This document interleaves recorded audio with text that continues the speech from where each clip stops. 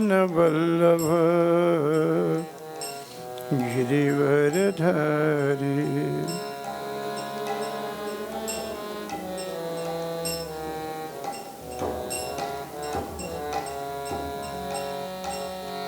जय राधा माधव कुंज बिहारी।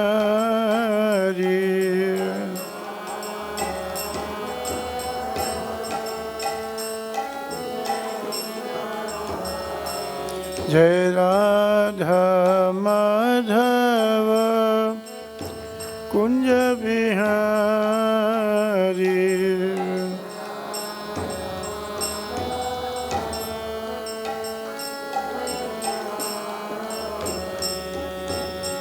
गोपीजन वल्लभ गिरिवरधारी।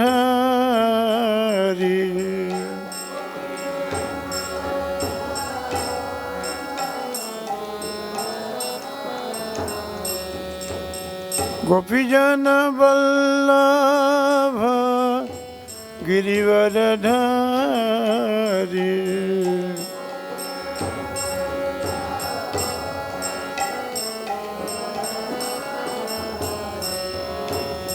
यशोदानंदन व्रज जन रंजन।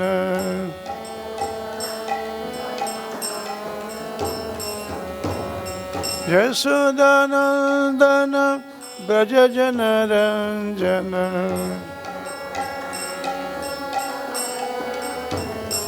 यमुना तीरावन चारी।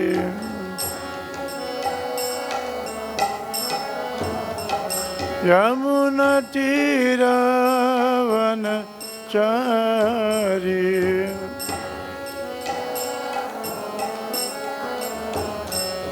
जय राधा माधव कुंज बिहारी।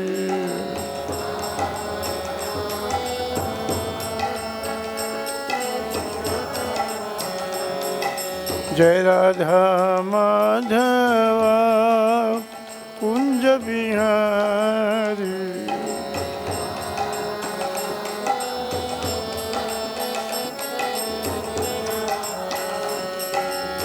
गोपीजन वल्लभ गिरिवरधारी।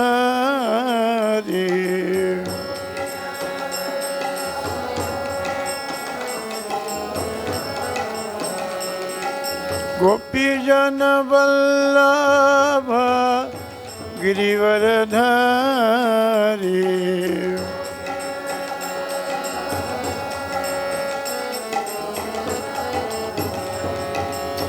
यशोदानंदन व्रज जन रंजन।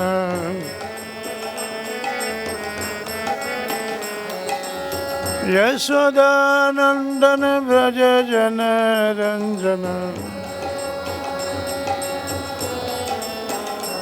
यमुना तीरावन चारी। यमुना तीरावन चारी।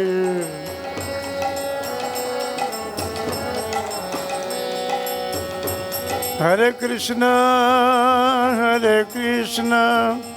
कृष्ण कृष्ण हरे हरे हरे राम राम राम हरे हरे हरे कृष्ण हरे Krishna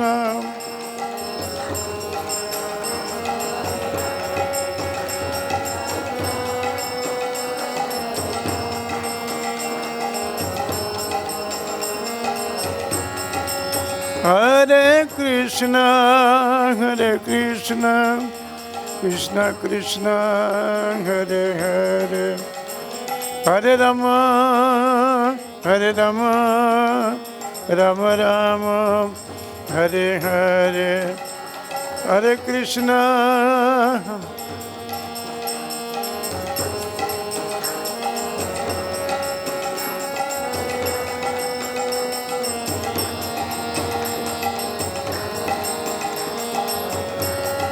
Hare Krishna, Krishna Krishna, Hare Hare, Hare Rama, Rama Rama, Hare Hare, Krishna, Hare Krishna,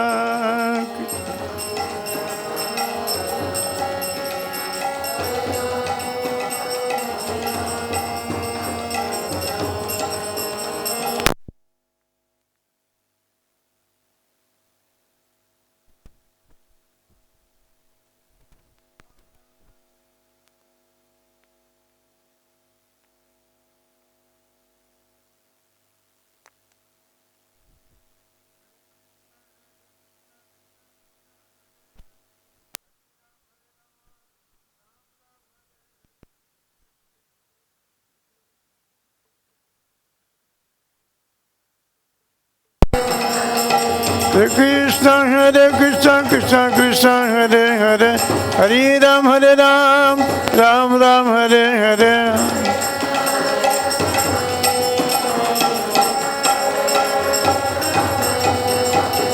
Jai Prabhupada, Prabhupada, Prabhupada, Jaya Prabhupada.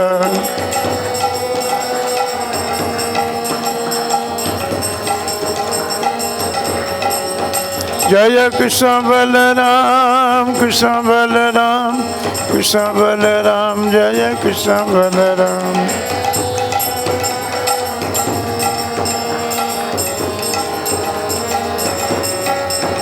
Jaya Lalita Vishakha Radhe Shyam, Lalita Vishakha Jaya Radhe Shyam.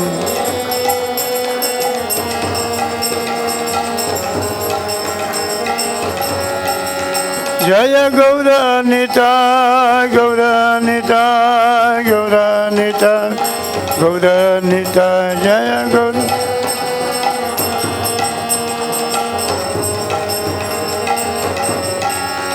Hare Krishna, Krishna Krishna, Hare Hare, Hare Rama,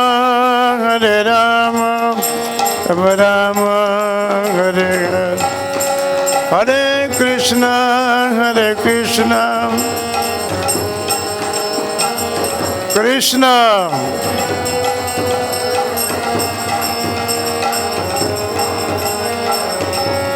Hare Krishna, Krishna Krishna, Hare Hare, Hare Rama, Rama Rama, Hare Hare. Hare Krishna.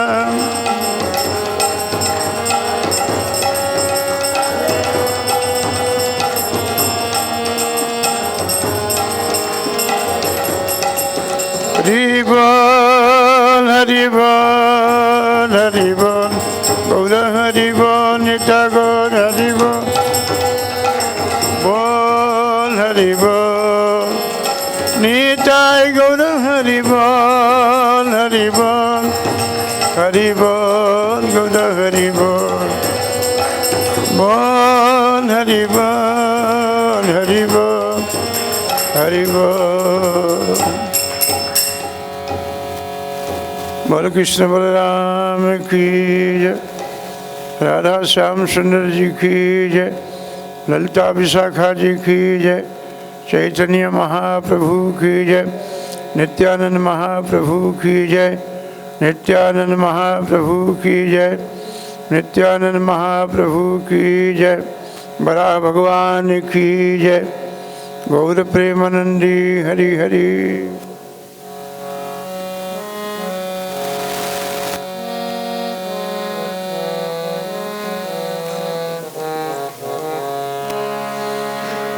नमो विष्णुपादाय कृष्णप्रेष्ठाय भूतले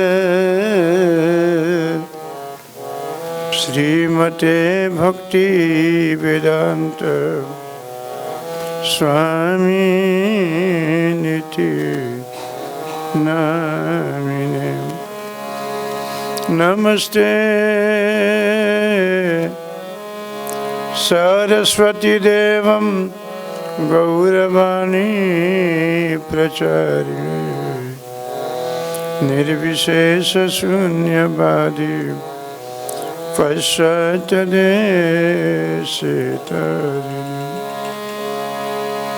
हे कृष्ण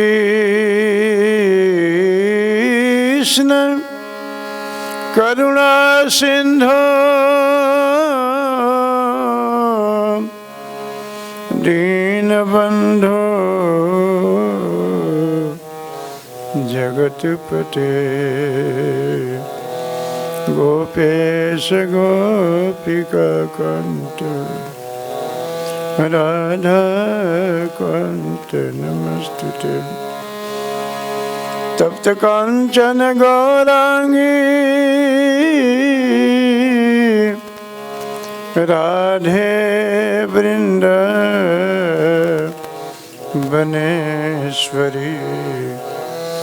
वृषभानुसुते देवी प्रणमामि हरिप्रिये। नमो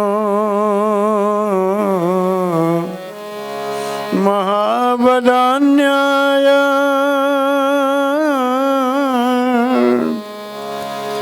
कृष्ण प्रेम प्रदायते कृष्णाय कृष्ण चैतन्य नामने गौरतुसे नमः। गुरवे गौरचंद्राय राधिका तदयालयम् कृष्णाय कृष्ण भक्ताय तद्भक्ताय नमो नमः। श्री कृष्ण चैतन्य प्रभु नित्यानंद श्री अद्वैत गदाधर श्रीवासदि गौर भक्त वृंद। जय श्री कृष्ण चैतन्य प्रभु नित्यानंद श्री अद्वैत गदाधर श्रीवासदि गौर भक्त। हरे कृष्ण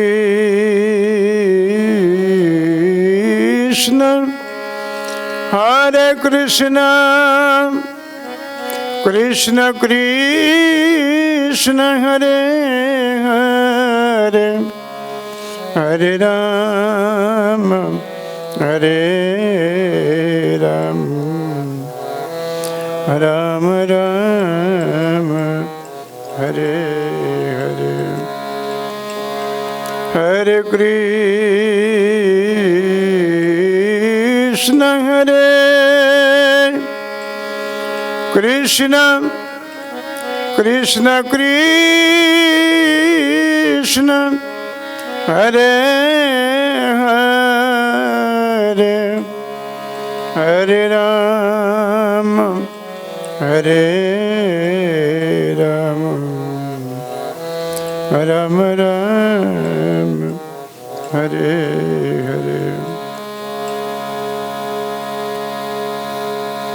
केशवधृत शुकर रूप जय जगदीश हरे जय जगदीश हरे। केशवधृत शुकर रूप जय जगदीश हरे जय जगदीश हरे जय जगदीश हरे। श्रीमद् भगवद गीता की जय। आइए भगवद गीता के 6वें अध्याय का 5वां नंबर जो श्लोक है, जो भगवान ने इसको कहा है, इससे आवृत्ति करते हैं हम लोग। भगवद गीता भगवान के मुखारबिंद से निकला है ये, इसमें कोई बदलाव नहीं है। प्रभुपाद जी क्या कहते हैं, श्रीमद् भगवत गीता यथारूप, यानी भगवान ने जैसे कहा था वैसा ही प्रभुपाद जी ने समाज में रख दिया है इसको, बिना बदले। Shrimad Bhagavad Gita as it is, कोई परिवर्तन नहीं किया प्रभुपाद जी ने। इसका मतलब ये हुआ कि इसमें जो एक एक शब्द है वो भगवान के मुखारबिंद से निकला है।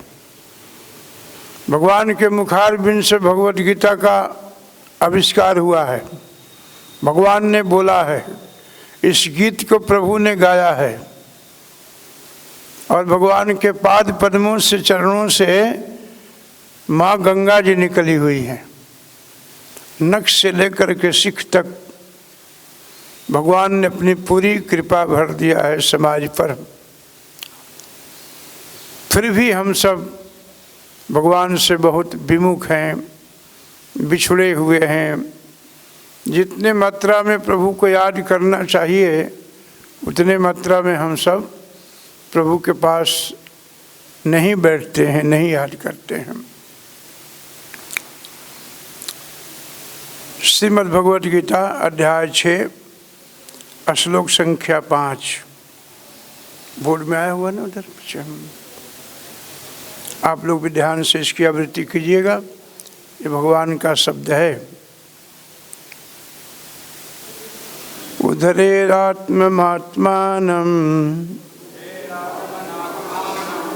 उधरेरात्ममात्मानम्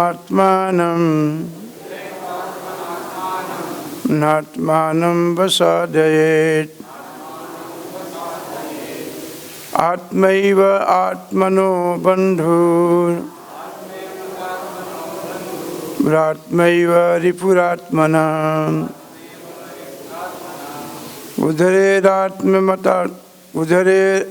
उधरेत्मात्मनां, क्षमा कीजिए, रुक जाइए, उधरे मनात्मानं नात्मानं भवसादयेत् आत्मैव यात्मानो बन्धुरात्मैव रिपुरात्मनः। पढ़ लीजिए।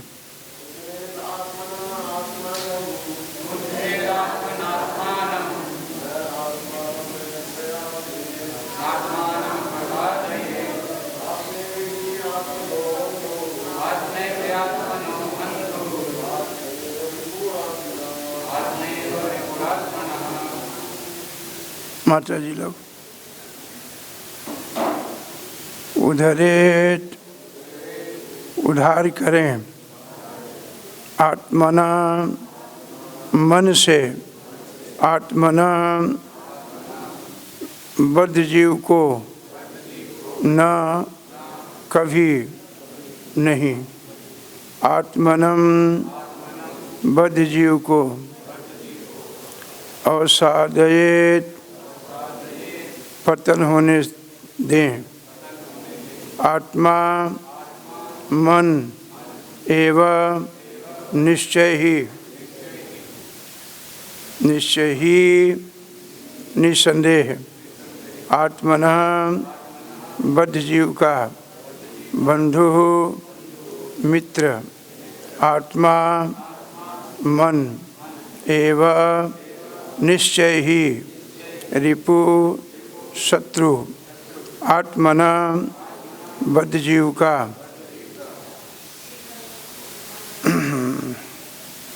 अनुवाद तात्पर्य प्रभुपाद जी के द्वारा।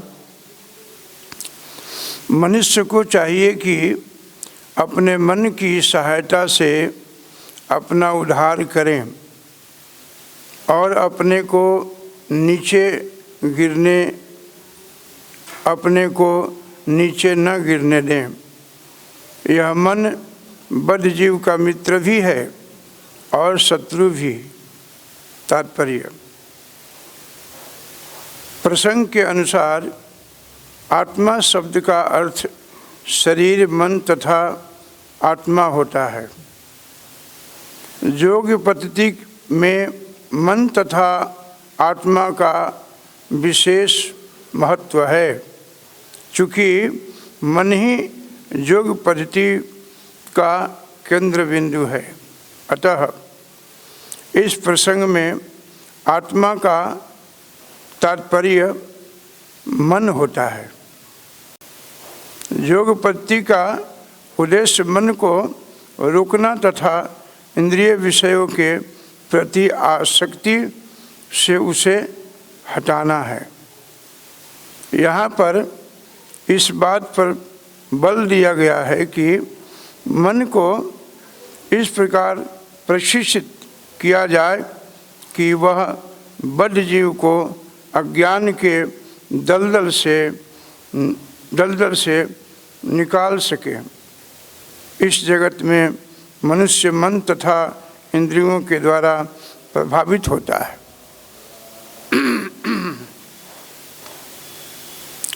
उद्धरेत आत्मनात्मनम नात्मानं वसदयेत आत्मैव ह्यात्मनो बंधुरात्मैव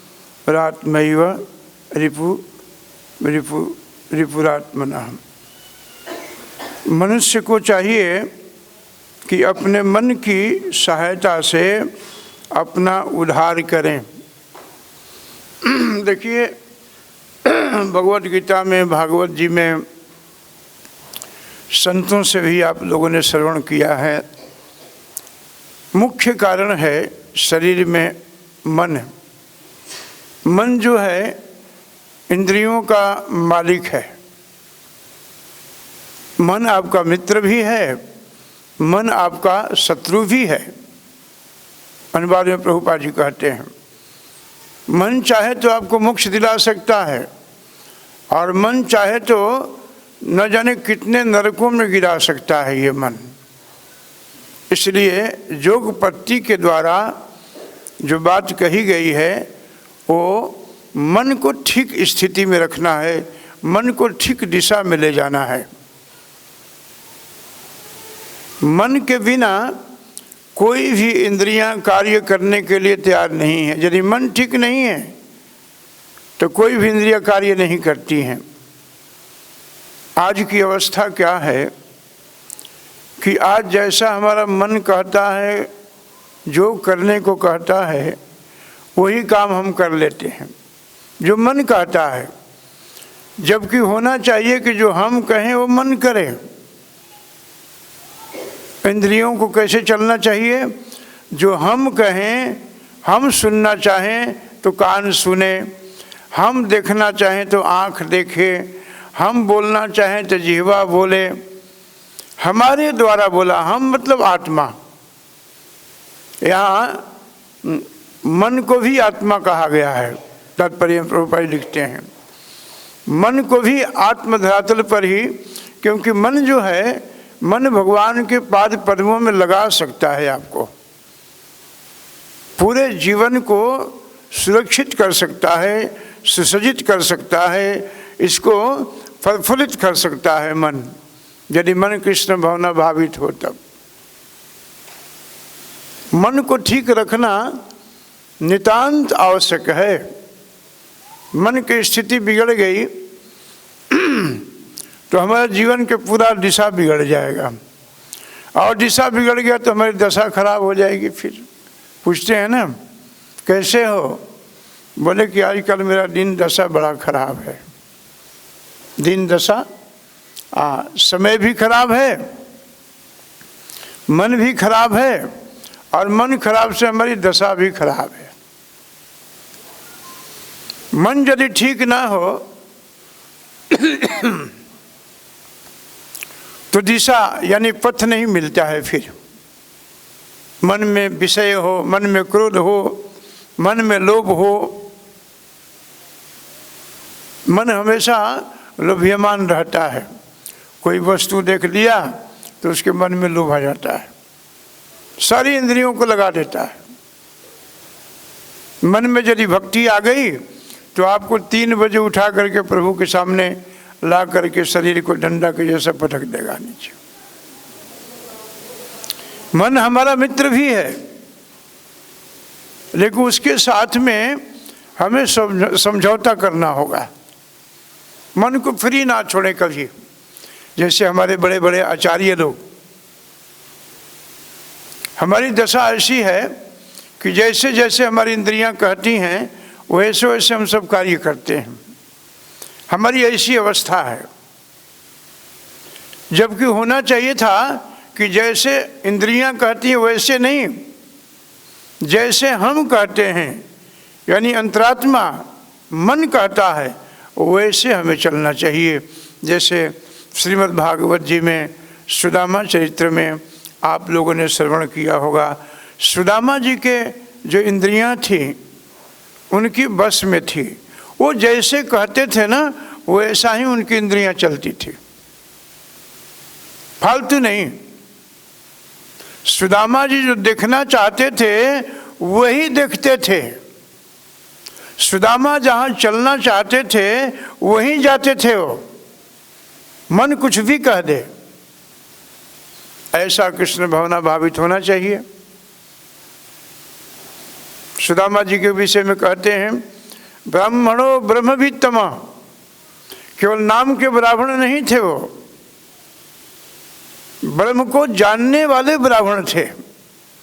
ब्रह्म के साथ उनका आदान प्रदान था, उनका संग था, बैठना उठना था। कहो तो गुरुकुल में देखो ब्रह्म के साथ ही रहते थे। द्वारका लीला में भी जब प्रभु गए तो ब्रह्म के पास ही गए हो, यानी बैठना उठना था, बातचीत थी। इंद्रियां क्यों न बस में हो। यदि आप हम सब भी कृष्ण भावना भावित बने रहें, कृष्ण भावना भावित अपने जीवन को उसमें लगा दें, तो हम सब भी, हमारा भी उठना बैठना उसी जगह पर है।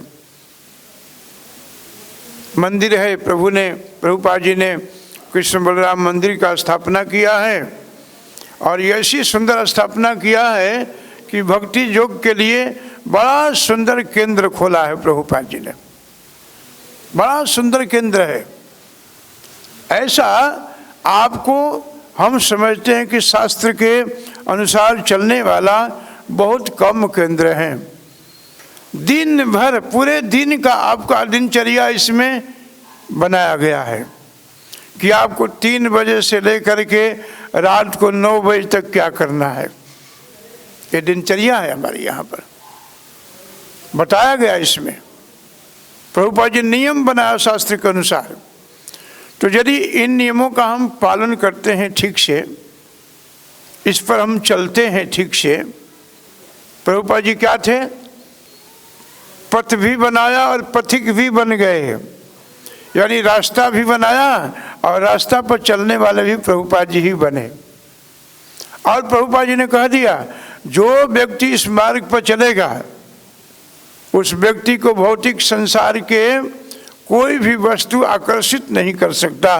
कोई भी संसार का कोई भी ऐसा बढ़िया से बढ़िया वस्तु हो उसको प्रभावित नहीं कर सकता हो। कब? जब हम कृष्ण भावना भावित रहेंगे।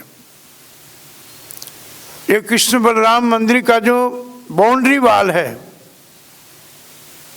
इसमें माया का प्रभाव नहीं है।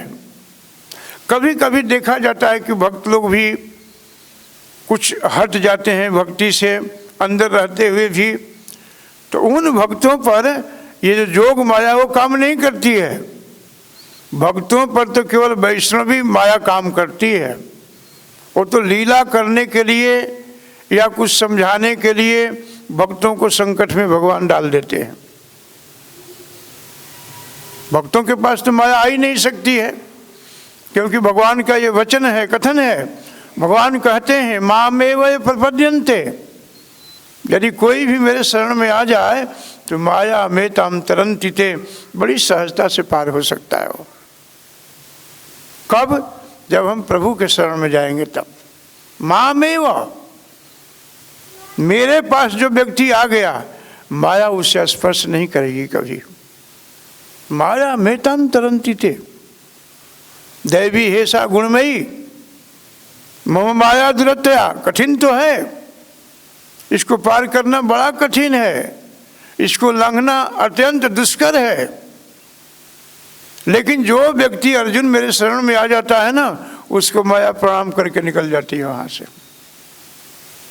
अब 3 बजे उठने वाले भक्तों को माया क्या करेगी, कहाँ सुला पाती है। आप देखते हैं छोटे छोटे बच्चे भी आकर के आरती में खड़े रहते हैं, मौका लगता है तो नरसिंह वंदना गाने लगते हैं। क्या करेगी माया वहाँ।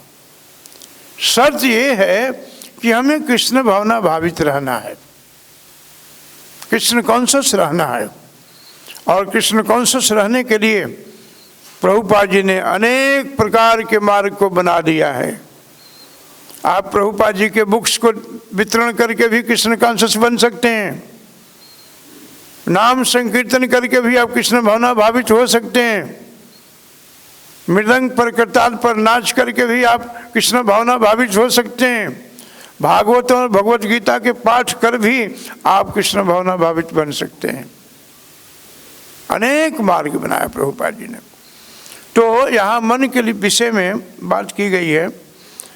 प्रसंग के अनुसार आत्मा शब्द का अर्थ शरीर, मन तथा आत्मा होता है, तीनों को मिला करके। ये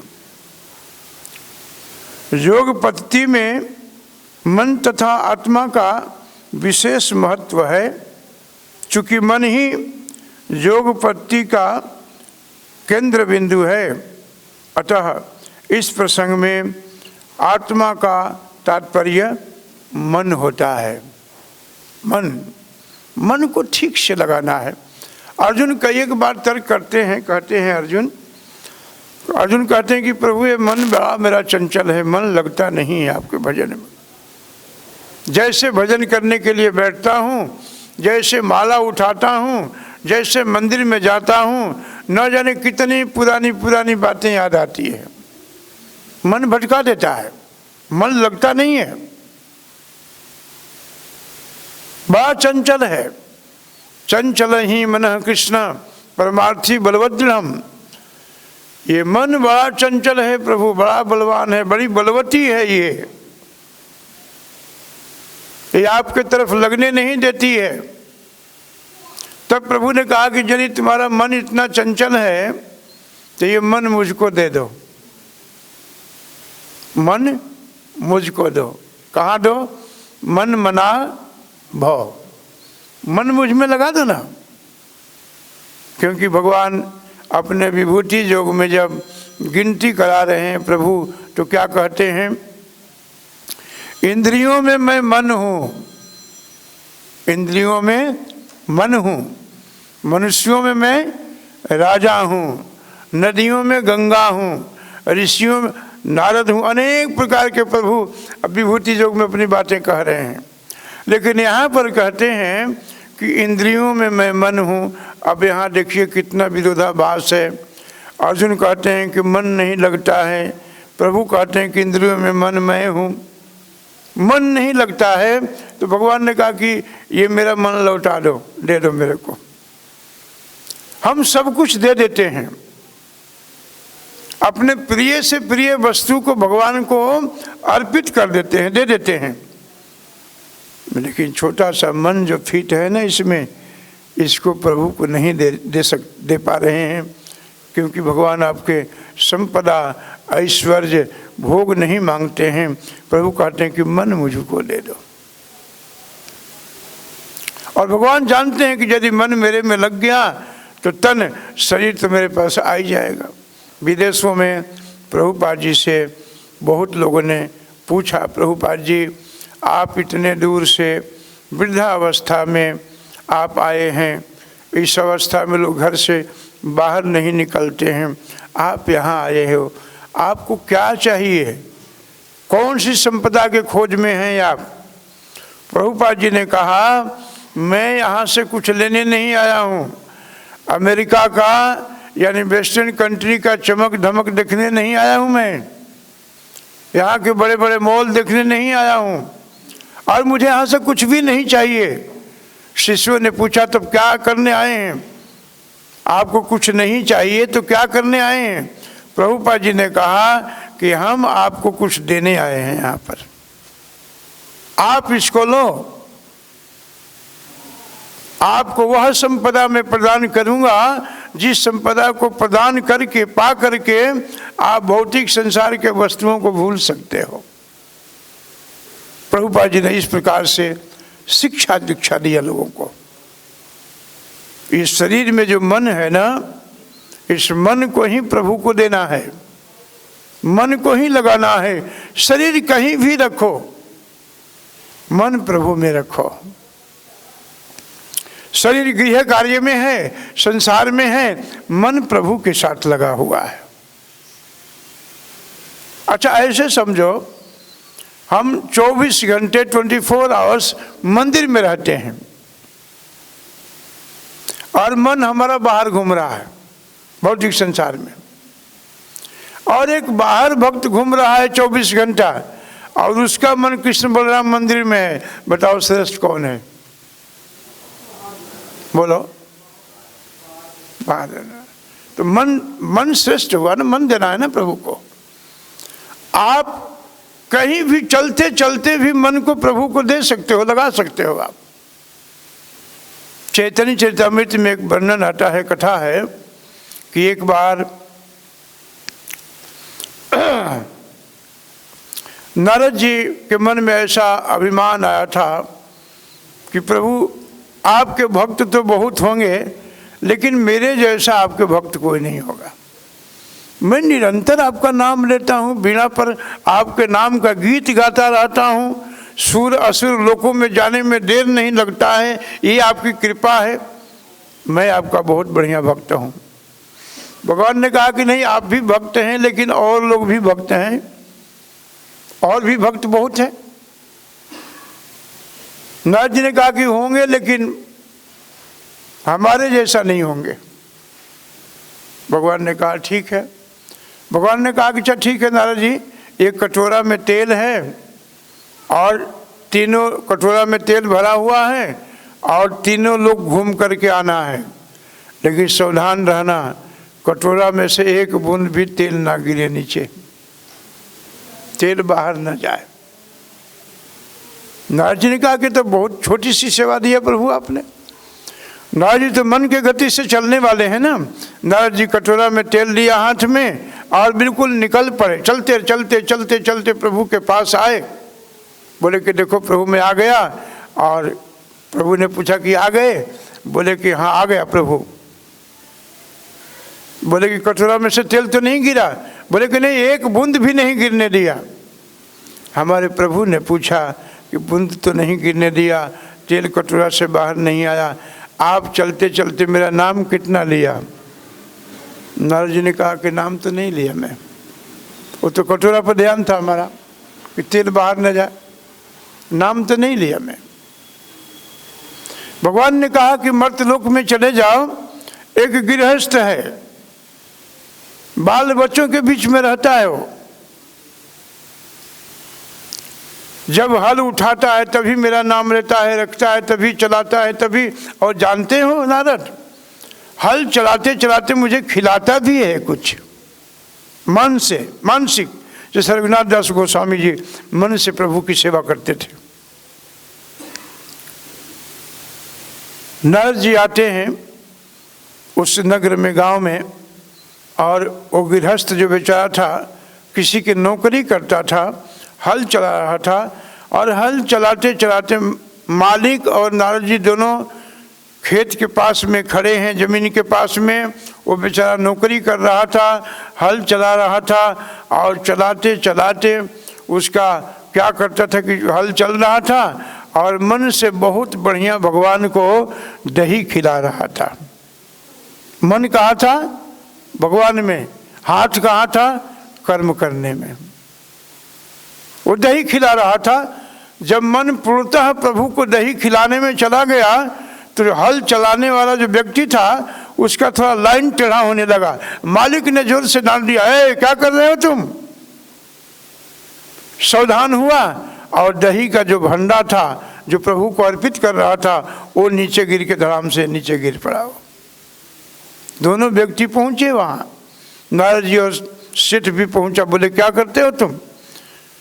नारद जी ने पूछा कि आप भक्त जी क्या कर रहे थे? तो उन्होंने कहा कि प्रभु मैं आज भगवान को अनेक प्रकार के पदार्थ खिलाता हूँ, लेकिन आज मैं शुद्ध विशुद्ध गाय के दूध का दही बना के खिला रहा था प्रभु को। नारद जी भगवान की बात को समझ गए।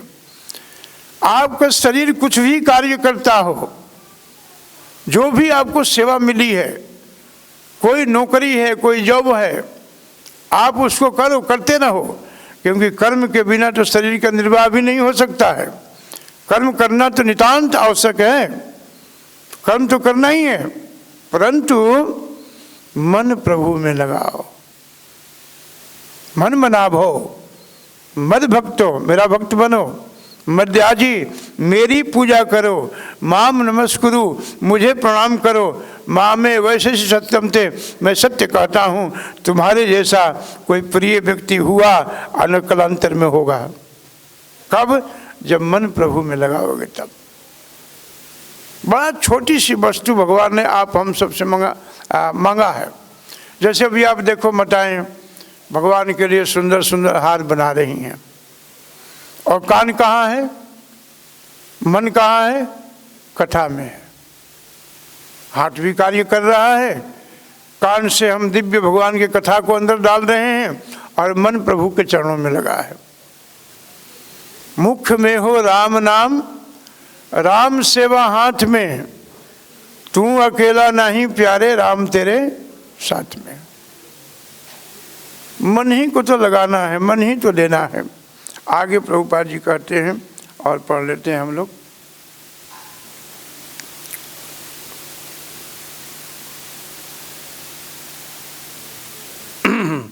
बद्ध जीव को अज्ञान के दलदल से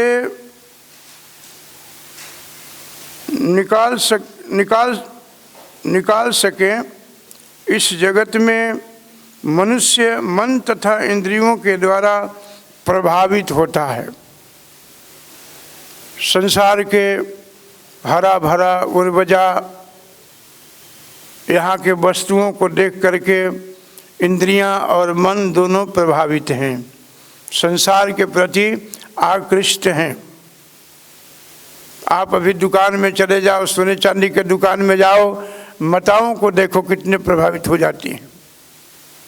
भाई लोग किसी दुकान में मॉल में चले जाएं, वहाँ उनका पूर्णतः मन लग जाता है, कोई भगवान याद नहीं आते हैं। उसी अवस्था में भगवान को याद करना है। जिस वस्तु को हम लेने गए हैं वो वस्तु भी भगवान ने ही बनाया है, भगवान के द्वारा ही निर्मित किया गया है। इसलिए प्रभुपाद जी कहते हैं कि संसार के प्रभाव में, संसार के आव भाव में न आकर के उससे आकृष्ट न हो, प्रभावित ना हो।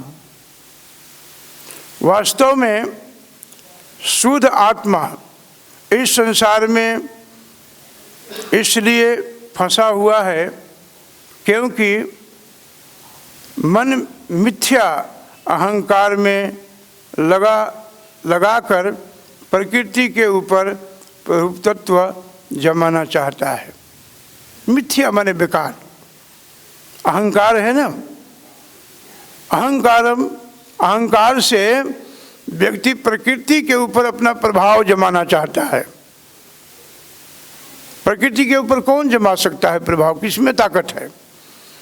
प्रकृति के ऊपर, प्रकृति भगवान ने बनाया है, माया अध्यक्षणे प्रकृति मेरी अध्यक्षता में कार्य करती है। संसार को बदलना, जीव को कौमार अवस्था से वृद्धावस्था तक ले जाना, वृद्धावस्था से मृत्यु तक पहुंचाना, ये मेरी प्रकृति करती है। लेकिन मेरे इशारा से करती है, वो मेरे इशारा पर नाचती है।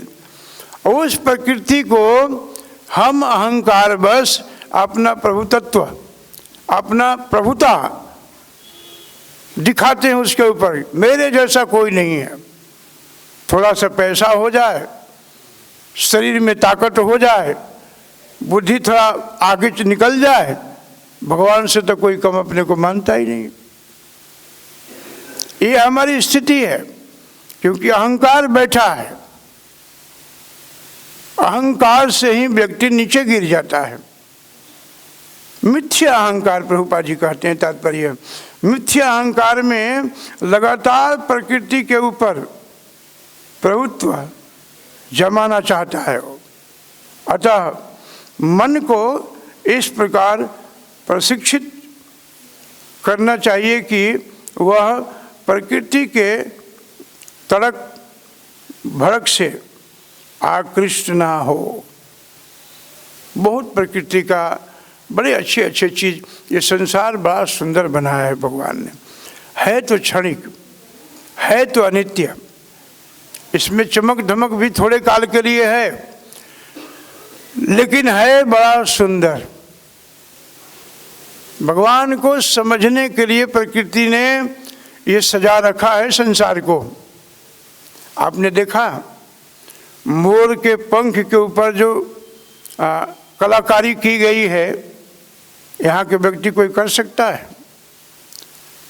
एक भी मोर के पंख जीवित अवस्था में नहीं बनाया जा सकता है।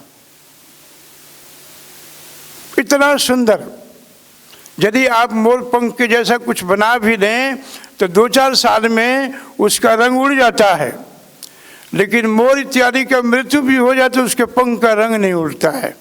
इतना पक्का रंग है वो। आप समझो कि मोर के पंख के ऊपर जिसने कलाकारी किया है वो कितना बड़ा कलाकार हो सकता है, कितना बड़ा सुंदर उसके विचार हो सकते हैं। आपने संसार में बहुत सा फल खाते हैं, आपने सेव का पैकिंग देखा, केला सुंदर कितना बढ़िया पैक करते हैं प्रभु, आपने देखा?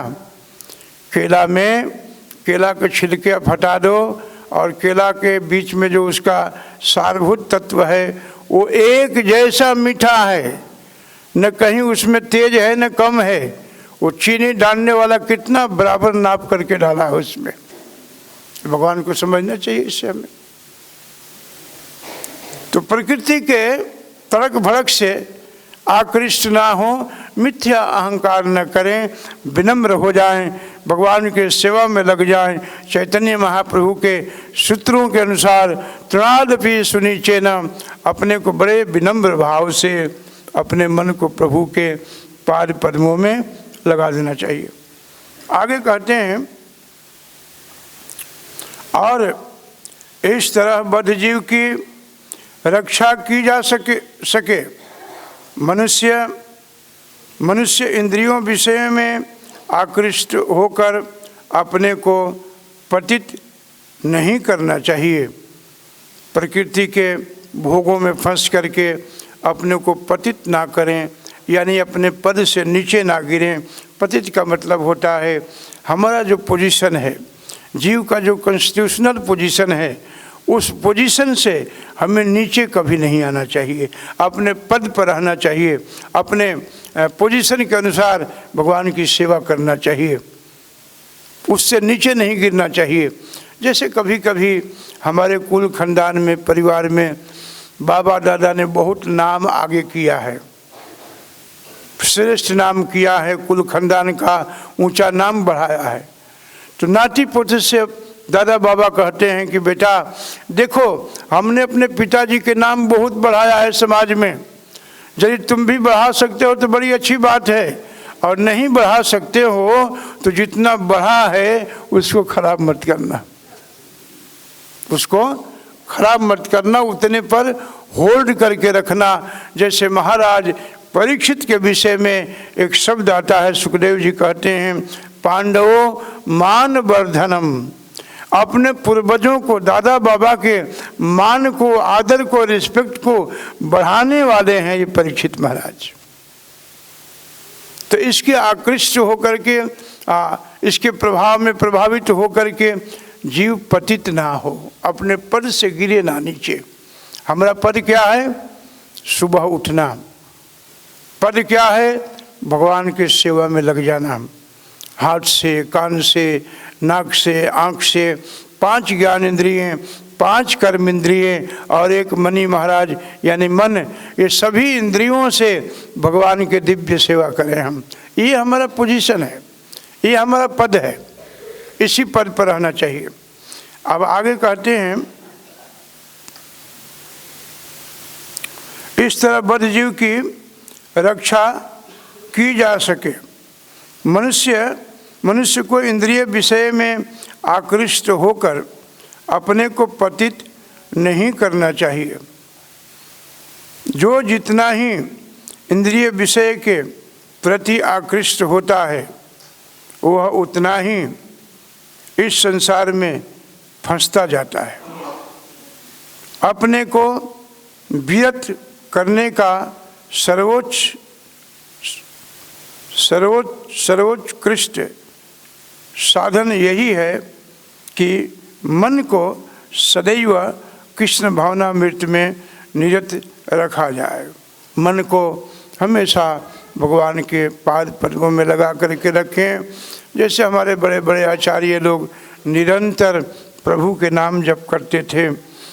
आज जैसे हमारे सद गोस्वामी लोग थे, कितने सद गोस्वामी लोग एक वृक्ष के नीचे एक रात्रि बिताते थे। अभी हमने पीछे बताया था आप लोगों को सुबह की कथा में कि रघुनाथ दास गोस्वामी एक ऐसे संत हैं, एक ऐसे आचार्य हैं, चैतन्य महाप्रभु के प्रधान शिष्यों में से एक शिष्य है रघुनाथ दास गोस्वामी, सद गोस्वामी में से। रघुनाथ दास गोस्वामी जब भजन में लीन हो जाते थे, भजन में जब नीचे उतर जाते थे, डूब जाते थे प्रभु की सेवा में, भक्ति में जब बिल्कुल अपने को लगा देते थे, तो उनको ये भान नहीं होता था कि गर्मी है कि सर्दी है कि वर्षा है कि आंधी है। आसन जमा करके बैठे हैं और प्रभु के नाम सुमिरन करते हैं, हरे कृष्णा कृष्ण कृष्ण हरे राम। ऐसे भजन करने से संतों का ऐसा कहना है, आचार्यों का कथन है, संत कहते हैं कि रघुनाथ दास गोस्वामी जब भजन करने बैठते थे, जब धूप लगता था उनको पता नहीं चलता था, तो श्रीमती राधा रानी अपने आंचल से छाया देती थी, उनको छाया देती थी वो। आप अपनी साधना तो मजबूत करो, अपने मन को तो ठीक से लगाओ, उधर से कोई शिकायत नहीं है। मन को ठीक से लगाना है प्रभु की सेवा में। कृष्ण भावनामृत में निरंतर रखा जाए। ही शब्द इस बात पर बल देने के लिए प्रयुक्त हुआ है कि अर्थात इसे अवश्य करना चाहिए। अमृत बिंदु उपनिषद में ऐसा कहा गया है। ये बात को मन के ऊपर में उपनिषदों में भी, वेद शास्त्र में, भागवत में, सब में इसका गीत गाते हैं कि आपके भक्ति मार्ग में मन का बड़ा रोल है। माला जप रहे हों और मन कुछ और हिसाब लगा रहा हो, वो ज़्यादा प्रभावित नहीं करेगा भगवान को। हरे कृष्ण बोल रहे हैं, बड़ी अच्छी बात है, बोलना भी चाहिए। ऐसे तो कहा गया कि भाव कुभाव कैसे भी लो, आपको मंगल कर देगा। लेकिन मन का हाथ में घूम रहा है, माला जप रहे हैं और मन कुछ संसार में हिसाब लगा रहा हो, वो भगवान को ज़्यादा प्रभावित नहीं करेगा। प्रभावित कौन करेगा? माला भी घूम रहा हो और मन का घूम रहा हो, मन भी प्रभु की सेवा में लगा हो, वो ज़्यादा प्रभावित करेगा आपको। इसीलिए प्रभुपाद जी बार बार कहते हैं, सीट प्रॉपरली, चैंट नेचुरली, सावधानी से बैठो और सावधानी से जप करो। चैंटिंग एंड हियरिंग, जो आप बोलते हो उसको सुनो ध्यान से, फिर उस माला का प्रभाव देखो। तो थोड़ा सा समय बचा है। आज बराह भगवान का है ना, आज बराह भगवान का आविर्भाव भी है, तिथि बड़ा सुंदर तिथि है।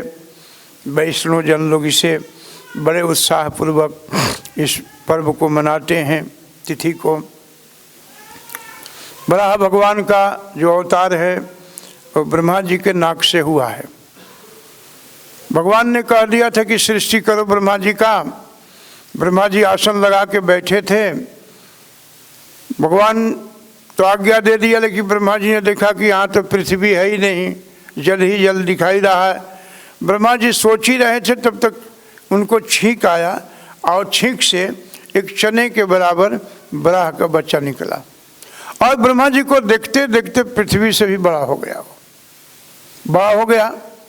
तत्पश्चात वहीं से भगवान वराह उस जल में भीतर चले गए जहाँ की हिरण्यकश्यप और हिरण्याक्ष ने जो पृथ्वी को चुरा रखा था, वहाँ से भगवान ले करके आ रहे थे, अपने दंतुल पर ला रहे थे। इधर में हिरण्याक्ष के शरीर में इतना ताकत था, इतना बल था कि लड़ने भिड़ने के लिए हमेशा तैयार रहता था। कभी कभी स्वर्ग पर चढ़ाई कर देता था, देवता लोग आसन छोड़ के भाग जाते थे। घरों में, आश्रमों में यज्ञ इत्यादि, जप इत्यादि सब बंद हो गया था। बड़ा अत्याचार बढ़ गया था। चलते चलते नारद जी मिल गए रास्ते में। नारद जी से पूछा कि ये बाबा इधर आओ, केवल गाना बजाना जानते हो कि लड़ना भिड़ना जानते हो? नारद जी ने कहा कि देखो, लड़ना भिड़ना तो नहीं जानता हूँ, लेकिन लड़ाना भिड़ाना जानता हूँ। ये मुझे पूरा अच्छा आता है, कैसे लड़ाया जा सकता है इसको जानता हूँ मैं। अभी जाओ, जहाँ पृथ्वी छुपा रखे हो ना, वहाँ एक वराह लेकर के आ रहा है। पृथ्वी को तुम जिस पृथ्वी को अपना मानते हो उसको लेकर के आ रहा है। कहाँ है? बोले कि चले जाओ, सामने कहीं मिल जाएगा। और अपने गदा घुमाते हुए, भुजाओं को बल दिखाते हुए बड़ा भगवान के पास पहुंचा। भगवान उधर से पृथ्वी को लेकर के आ रहे थे। भगवान को ललकार दिया, अरे बंचर, वन में रहने वाले जानवर। भगवान को दो चार गाली भी दिया। ऐसे तो हिरण्यकश्यप भगवान के ये जय विजय पार्षद हैं। अरे बंचर, वन में रहने वाले, ये पृथ्वी मेरी है। यदि किसी से लड़ाई करना हो ना बढ़िया से, और किसी ने नई गाड़ी लाई हो, अपनी गाड़ी में वो बैठा हो और गाड़ी के बोनट के ऊपर हाथ रख के बोलिए, ए भाई साहब ये गाड़ी मेरी है, लड़ाई चालू हो जाएगा वहीं पर।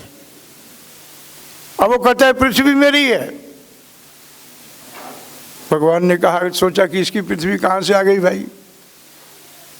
भगवान तो कुछ ठीक जगह पर रखना चाह रहे थे, पीछे से ललकार रहा है प्रभु को। और भगवान ने पृथ्वी को ठिकाना दे करके और उसके साथ युद्ध किया। आकाश में देवता लोग भी देखते रहे। भगवान किसी भी रूप में हो, चाहे वराह में हो, चाहे मत्स्य मछली के रूप में हो, चाहे नरसिंह के रूप में हो, चाहे वामन के रूप में हो, चाहे कृष्ण राम के रूप में हो, भगवान अपनी भगवता, अपना ऐश्वर्य कभी नहीं भूलता है।